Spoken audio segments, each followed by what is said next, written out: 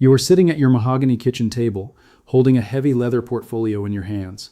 You just poured yourself a glass of scotch, or maybe a cup of black coffee, feeling a profound sense of relief. The manila folder in front of you contains the deed to your home, fully paid off, alongside a freshly stamped irrevocable trust. You did everything right. You worked 45 years, skipped the luxury vacations, paid your taxes on time, and sacrificed so your children wouldn't have to struggle the way you did. You look out the window at the backyard your kids grew up in, thinking your legacy is finally secure. And I am here to tell you that everything you are looking at is a carefully laid trap. What your estate planning attorney did not tell you, what your CPA failed to mention, and what the federal government is actively praying you do not discover, is that the rules completely changed when we crossed into 2026. The traditional playbook is dead. The safety net you think you built is actually a financial noose engineered to strangle your children's inheritance. If your plan is to simply pass away, let your kids inherit your home, and rely on the traditional step-up in basis to wipe out the capital gains taxes, you are walking them directly off a cliff. I call this trap the step-up scam. It is a silent, predatory mechanism built into the modern tax code that is systematically crushing unsuspecting heirs across the United States, Canada, the United Kingdom, and Australia. The bureaucracy has quietly shifted the goalposts while you were busy living your life. They want you to believe that your primary residence is safe because it is your castle. They want you to believe that the step-up in basis law protects your family from being taxed on decades of home appreciation. It is a lie. By the time your children realize they have been trapped, you will be gone, and they will be forced to write a six-figure check to the government just to keep the roof over their heads, or be forced into a predatory fire sale. I am going to break this wide open today. I am going to teach you the exact federal code sections, the hidden valuation traps, and the specific state-level recovery mechanisms that are being used to strip wealth from the middle class. I am going to give you the exact blueprint to fight back, but you need to listen to every single word of this transmission as if your family's survival depends on it, because it does. Smash the like button right now. Do not do it for me. Do it because the YouTube algorithm actively buries this content. The IRS, the revenue agencies, and the institutional forces are perfectly happy when this information stays completely invisible to the public. They rely on your ignorance to fund their deficits. When you hit that like button, you force the algorithm to distribute this warning to another family who is currently sitting at their kitchen table, completely blind to the slaughter that awaits their bank account. Let us look at what happened to Thomas and Margaret. Thomas was a senior plant manager for an automotive component manufacturer in Fort Wayne, Indiana. Margaret spent 32 years as a public school administrator. In late 2025, they were both 73 years old, living in a beautiful four-bedroom colonial home they purchased in 1988 for $82,000. Over nearly 4 decades of meticulous care, new roofs, and suburban expansion, that home appreciated to a market value of $850,000. They had $720,000 sitting in a traditional 401k, and another $45,000 in a liquid checking account. They felt safe. They had a simple will that stated upon their passing, everything would be divided equally between their 2 adult children, David and Sarah. Then, the trap trigger event occurred. In January of 2026, Thomas suffered a massive ischemic stroke. Within days, Margaret was thrust into a nightmare of rehabilitation centers, specialized nursing care, and a mountain of medical bills that regular Medicare refused to cover. The liquid $45,000 vanished in less than 60 days. Margaret was terrified. She looked at the $720,000 in the 401k, but she knew that pulling massive chunks out of a traditional 401k would trigger catastrophic ordinary income tax rates, pushing her into the highest tax bracket and destroying their remaining cash. Her brother told her to just sell the house or transfer the deed to David and Sarah immediately to protect it. She went to a local attorney who charged her $400 just to tell her that if she gifted the house to her children now, they would lose the step-up in basis. The step-up in basis is a tax rule that resets the cost basis of an inherited asset to its fair market value at the time of the owner's death, theoretically eliminating capital gains tax on the past appreciation. The attorney told Margaret to hold on to the house until she passed away so the kids could get the step-up in basis and sell it tax-free. This was the traditional advice. This was the advice that ruined them. Subscribe to this channel right now if you want to survive what is coming next, because the traditional financial advice you are receiving is a death sentence for your wealth. Margaret held on to the property based on that advice. 6 months later, Thomas passed away. Margaret was devastated, exhausted, and her health rapidly declined. She required full-time assisted living, costing $9,500 every single month. To pay for it, she relied on a combination of the 401k withdrawals and a private home equity line of credit. When Margaret finally passed away in late 2026, David and Sarah inherited the home. They thought they were safe because of the step-up in basis. They believed the home's new cost basis was $850,000. But here is where the step-up scam snapped shut. Because Margaret had used a home equity line of credit to fund her care, there was a lien on the property for $120,000. More importantly, because Indiana, like almost every state, participates in the Medicaid Estate Recovery Program under federal mandate Title 19 of the Social Security Act, the state government filed a claim against the estate for every single dollar spent on her long-term care before she qualified for private care. The state asserted a claim of $180,000 against the house. David and Sarah did not have $300,000 in cash to clear the liens. They were forced to list the house for an immediate, rapid sale because they needed money fast. They accepted an investor's cash offer of $700,000. Here is the brutal math of the step-up scam. The IRS looked at the transaction. The step-up in basis was technically set at $850,000 based on the date of death valuation. However, because of the forced sacrifice sale at $700,000, the children actually booked a capital loss on paper, which provided zero tax benefit to them. Meanwhile, the lien swallowed $300,000 of the sale proceeds. The remaining $400,000 was split between David and Sarah. But it gets worse. Because the executor had to cash out the remaining balance of Margaret's traditional 401k within the structural rules of the Secure Act 2.0, which requires inherited retirement accounts to be fully liquidated within 10 years.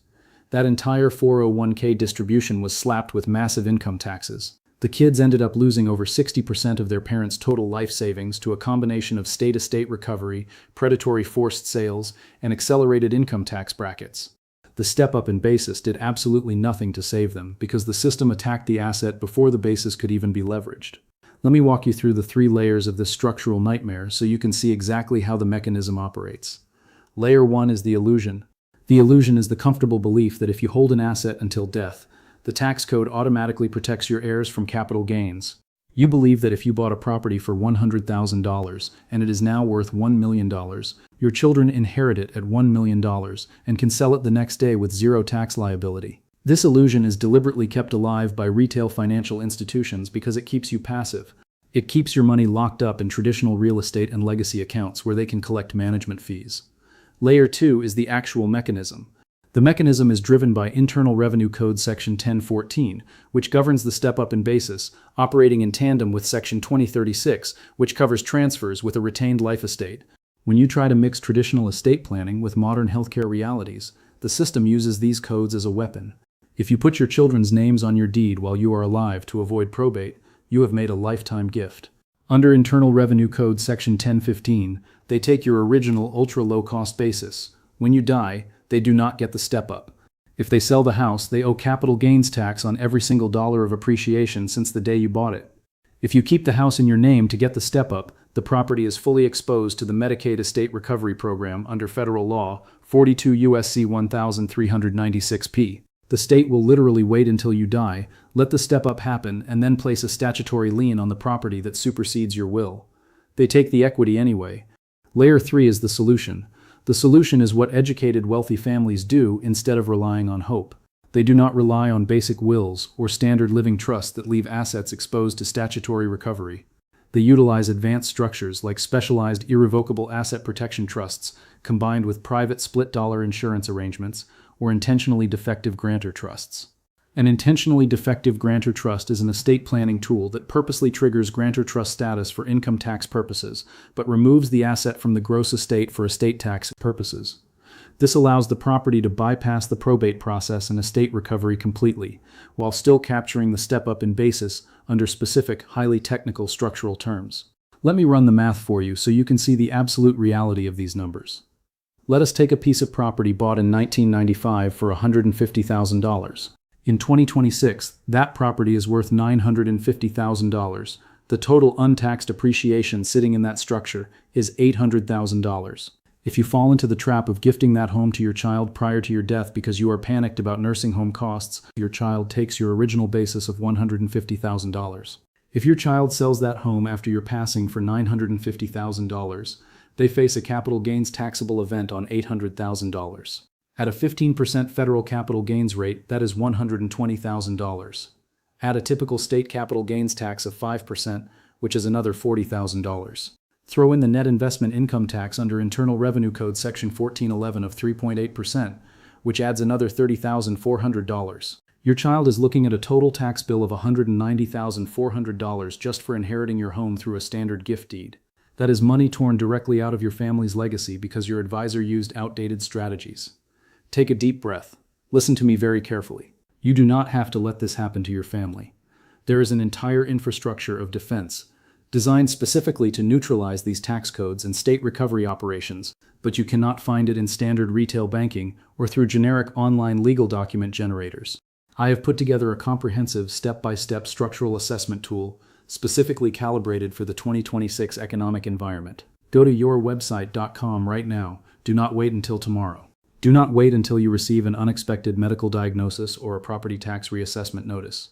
Go to yourthingtil.com immediately, download the blueprint, map out your asset exposure, and then come back to this video because we need to break down exactly how this plays out across different scenarios. Let us analyze 3 distinct scenarios involving the exact same family and the exact same house but under different structural conditions so you can see how much control you actually have over this outcome. Scenario A takes place in California, a state with notoriously aggressive fiscal policies. The family has a home worth $1,200,000 with an original purchase basis of $200,000. The father passes away, leaving the home to his daughter via a standard revocable living trust. The daughter believes she is safe because of the step-up in basis. She decides to keep the home and rent it out to generate retirement income for herself. However, under California's Proposition 19, which completely rewrote the state's property tax transfer rules, inherited property that is not used as the child's principal residence within 1 year is subject to full property tax reassessment. The original property tax base, which was locked in at an annual payment of $2,400 based on the old valuation, is instantly reassessed to the current market value of $1,200,000. The new annual property tax bill skyrockets to $14,400 overnight. This massive recurring tax drain completely destroys the net rental income yield. The daughter cannot afford the ongoing carrying costs and is forced to sell the home, even though she technically received a federal step-up in basis to $1,200,000.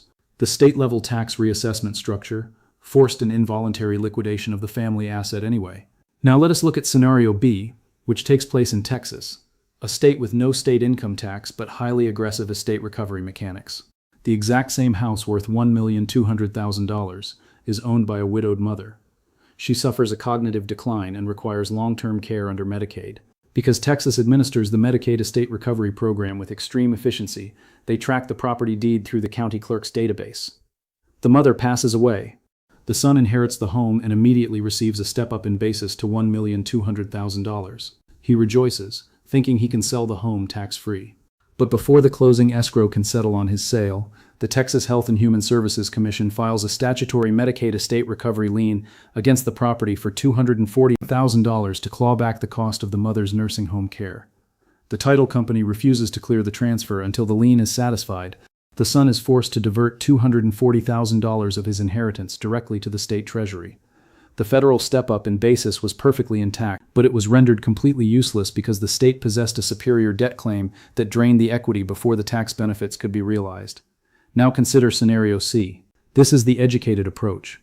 The same family, the same $1,200,000 home, but this time the parents consult an elite asset protection strategist years before any health crisis occurs. They do not use a standard will or a simple living trust. Instead, they execute an irrevocable asset protection trust, specifically drafted with a retained limited power of appointment under Internal Revenue Code Section 2038. This specific provision means that for federal estate tax purposes, the home is still included in the parent's gross estate when they pass away, which legally guarantees that the children receive the full step-up in basis to $1,200,000.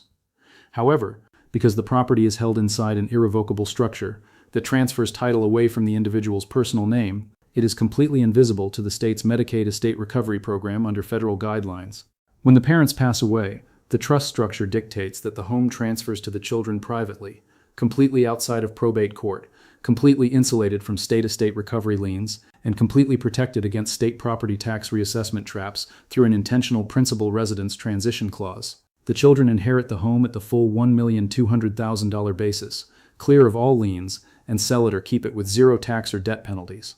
Same family, same house, but a difference of hundreds of thousands of dollars. based entirely on structural literacy. Let us look at the emotional reality of this by comparing Family A and Family B side by side in a head-to-head comparison. Family A is the Smith family. They followed the common, conventional advice. They went to a high street lawyer who told them that a basic revocable living trust was all they needed to protect their $600,000 home. The Smiths felt accomplished. When the father passed away, the mother lived in the house alone until she needed assisted living.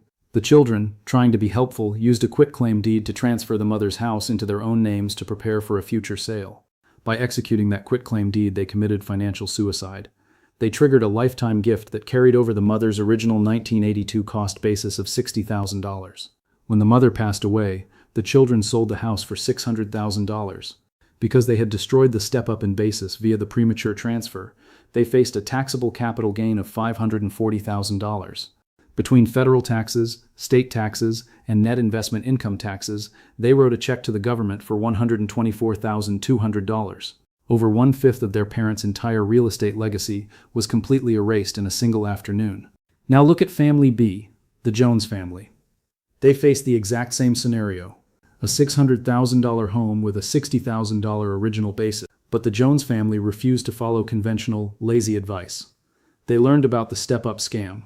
Instead of touching the deed prematurely or using a basic will, they established an irrevocable trust with a specialized leaseback agreement. The mother retained the right to live in the property, maintaining its status as her primary residence. When she required long-term care, the trust held the title secure from state liens. When she passed away, the trust provisions triggered an automatic valuation update. The children received the property at a fully stepped-up basis of $600,000. They sold the property 1 month later for exactly $600,000. Their taxable capital gain was exactly zero. Their state tax liability was exactly zero. They walked away with every single dollar their parents worked for, completely intact. Family A lost $124,200 to pure structural ignorance. Family B saved every penny through strategic execution. If you want to protect your family the way the Jones family did, you must take immediate, disciplined action. Stop relying on luck and implement these 5 specific, numbered action steps immediately. Step number 1. Order a certified title search and historical basis audit on your primary residence this week. You cannot build a defense strategy until you know your exact starting point. You need to identify the precise date of purchase, every single documented capital improvement that can legally adjust your cost basis upward under Internal Revenue Code Section 1016, and any outstanding lines of credit or historical liens that are currently attached to your property registry. This document trail must be compiled and preserved in a secure physical location, not left scattered in old desk drawers. Step number 2. Schedule a comprehensive review of your existing estate documents with an attorney who specializes exclusively in asset protection and high net worth preservation, not a general practitioner who handles traffic tickets and simple divorces. You must explicitly ask them if your current trust structure includes a retained limited power of appointment under Internal Revenue Code Sections 2036 and 2038. If your attorney looks at you blankly or tells you that a basic revocable trust is fine because your estate is below the federal exemption limit, fire them immediately and find a true specialist who understands how healthcare liens interact with tax basis rules. Step number 3. Evaluate the implementation of a Medicaid asset protection trust if you are over the age of 55. This is a highly specialized, irrevocable vehicle designed to start the federal 5-year look-back clock under 42 U.S.C. 1396p. By transferring your primary residence into this specific structure today, you effectively remove the asset from your personal estate for state recovery purposes, while simultaneously preserving the structural provisions required to grant your children the full step-up in basis upon your passing. Every single year you delay implementing this structure is a year you are leaving your home completely exposed to state confiscation. Step number 4. Stop utilizing standard quitclaim deeds to add your children's names to your real estate titles as a shortcut to avoid probate. This is the single most destructive mistake senior homeowners make. The moment you sign a quitclaim deed transferring a partial or full interest in your primary residence to an adult child, you are legally delivering a lifetime gift that destroys their right to a step-up in basis under Section 1015, while simultaneously exposing your home to your child's potential creditors, lawsuits, or divorce settlements. Probate can be avoided through far more sophisticated, tax-advantage methodology. Step number 5. Synchronize your real estate protection plan with your retirement account liquidation strategy. Under the current rules of the Secure Act 2.0, your heirs cannot simply leave an inherited traditional IRA or 401k to grow indefinitely. They must completely empty that account within 10 calendar years of your death, which often forces them into their peak earning years and highest tax brackets. You must coordinate your real estate asset basis with your retirement account distributions, potentially utilizing strategic partial Roth conversions today to ensure that the combined tax hit of inherited real estate and inherited retirement accounts does not completely wipe out your family wealth when you pass. This presentation is for strict educational and informational purposes only. It does not constitute formal legal, financial, or tax advice and does not establish a professional-client relationship. The laws governing taxation, estate recovery, and property valuation are highly volatile and subject to immediate structural change by municipal, state, and federal authorities. Save this video to your archives right now. This is not casual entertainment. This is your personal financial survival manual. This is the blueprint that separates the families who retain their wealth from the families who are systematically cleaned out by the state. Send this video to at least one person you deeply care about, whether it is your sibling, your adult child, or a close friend who is currently sitting on an appreciated piece of real estate, completely unaware of the statutory traps being set for their heirs. Leave a comment below stating the state or country you live in and whether you have already established a trust for your home so we can track how these local recovery programs are expanding across different jurisdictions in real time. Subscribe to this channel immediately to ensure you receive every single critical wealth preservation broadcast we release as we navigate this hostile economic landscape together. Take control of your legacy before the state takes it from you.